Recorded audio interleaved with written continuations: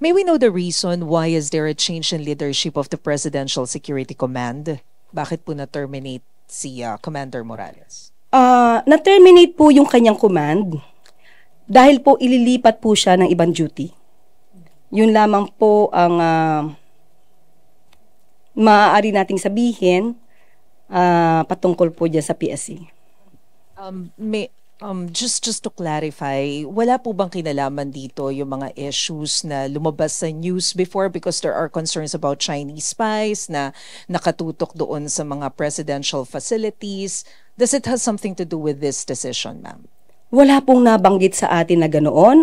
Lumabas na lamang po na yun nga po ang kanyang command will be considered terminated dahil mayroon na pong papalit bilang PSC commander.